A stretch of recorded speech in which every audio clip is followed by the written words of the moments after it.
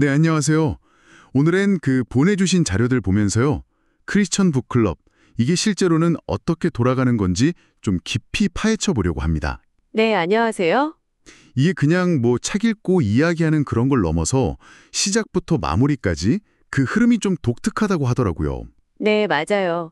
이 자료들을 보면 일반적인 북클럽이랑은 좀 결이 다르다는 걸 알 수 있죠.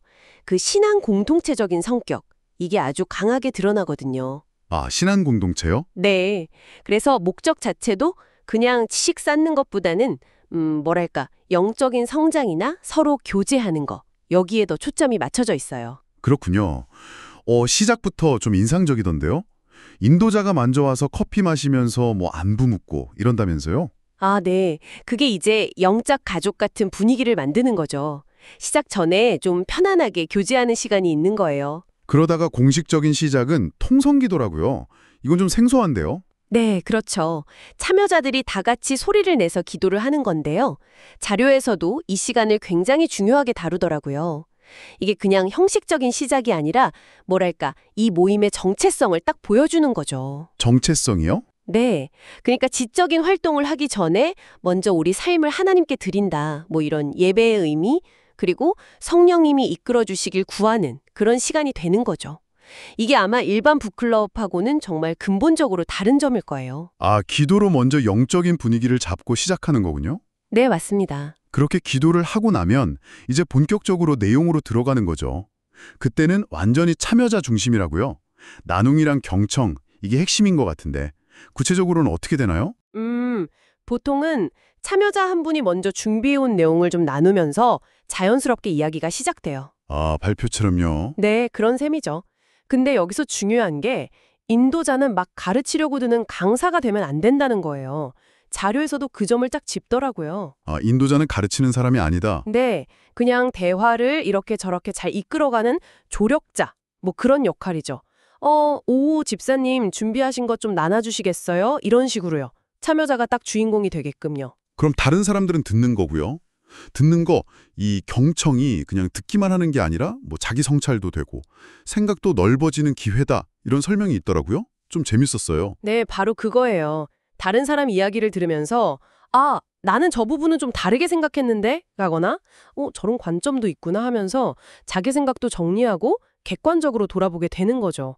남을 위해서 듣는 것 같지만 결국 자기를 위한 기술이기도 한 거예요, 경청이. 그렇군요. 듣는 것만으로도 배움이 있네요. 그럼요. 그리고 발표가 딱 끝나면 바로 반응이 나와요. 즉각적으로요. 즉각적인 반응이요? 어떤? 네, 바로 박수치고 피드백을 주고받아요. 아이고, 오, 집사님 너무 잘 들었습니다. 다 같이 박수 한번 쳐드릴까요? 이런 식으로요. 서로 존중하고 격려하는 거죠. 아, 분위기가 되게 따뜻하겠네요. 근데 피드백을 발표 끝나자마자 바로 요청하는 게 또 원칙이라고요. 오, 장로님 방금 발표 어떠셨어요? 이렇게요. 왜 꼭 바로 해야 하는 건가요? 내용 잊어버릴까 봐 그런 건가요? 네, 그것도 있고요. 근데 자료에서 강조하는 건 다른 이유예요. 이게 무슨 지식 평가하고 점수 매기는 자리가 아니잖아요. 네, 그러니까 공동체 안에서 서로 격려하고 지지하면서 자존감도 좀 높여주고 같이 성장하는 데 목적이 있는 거예요. 시간이 지나면 아무래도 그 즉각적인 감동이나 진심, 이런 게 좀 희석될 수 있으니까 바로바로 하는 걸 중요하게 생각하는 것 같아요. 아, 그렇군요. 단순히 내용 확인이 아니라 관계적인 측면이 강하네요. 맞아요. 그렇게 공감되는 부분이나 혹은 저는 이런 생각도 해봤는데요 하는 다른 관점을 나누다 보면 자연스럽게 대화로 이어지게 되는 거죠. 대화요? 근데 그 대화가 꼭 책 내용에만 국한되지 않는다고요. 저자가 뭐라고 했는지에 대한 생각뿐 아니라 개인적인 신앙 경험이나 간증 같은 것도 나눌 수 있다고요? 네, 그게 또 이 모임의 특징이죠. 책에서 이 부분을 읽으는데 예전에 제가 겪었던 이런 경험이 딱 생각나더라고요. 이런 식으로 책이랑 삶, 그리고 신앙이 막 넘나들면서 이야기가 되는 거예요. 정말 깊어지겠는데요? 그쵸.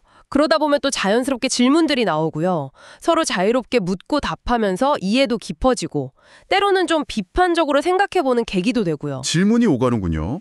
그럼 인도자는 여기서 어떤 역할을 해요? 특히 좀 예민할 수도 있는 신학적인 질문 같은 게 나오면 어떻게 하는 게 좋다고 나와 있나요? 인도자는 이제 대화가 좀 막히거나 아니면 좀 더 깊은 이야기로 나아갈 필요가 있을 때 슬쩍 질문을 던져서 대화를 좀 풍성하게 만들어주는 역할을 하죠. 아, 질문으로 돕는 거군요. 네.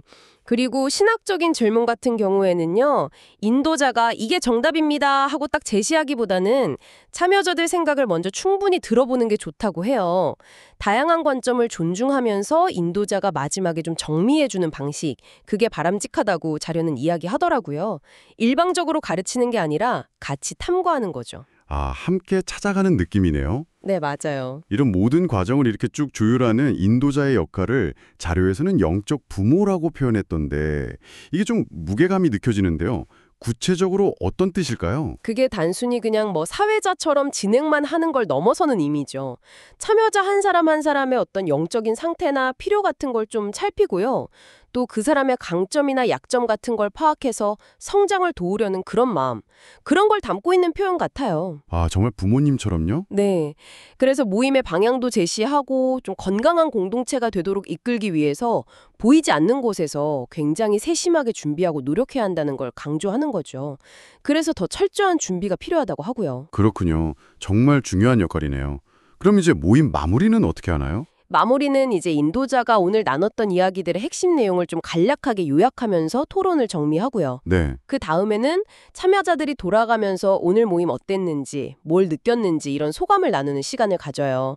이게 또 자기 성찰에 도움이 많이 된다고 하더라고요. 아, 자기 생각을 정리할 기회를 주는 거군요. 그렇죠. 그리고 마무리는 역시 시작처럼 통성기도로 합니다. 오늘 나눈 것들을 이제 각자 삶에 잘 적용하고 변화할 수 있도록 다 같이 기도하는 거죠. 근데 이때 마지막 기도는 참여자 중 한 분에게 부탁을 드려요. 아, 마지막 기도를요? 독서 모임이 아니네요. 뭐랄까, 책을 통해서 지적인 활동도 하고 신앙적인 실천도 하고 또 공동체적인 끈끈함도 만들어가는 아주 독특하고 여러 겹의 의미를 가진 모임 같아요. 네, 맞습니다. 정말 그렇죠. 특히 그 인도자의 역할이 참 인상적인 것 같아요.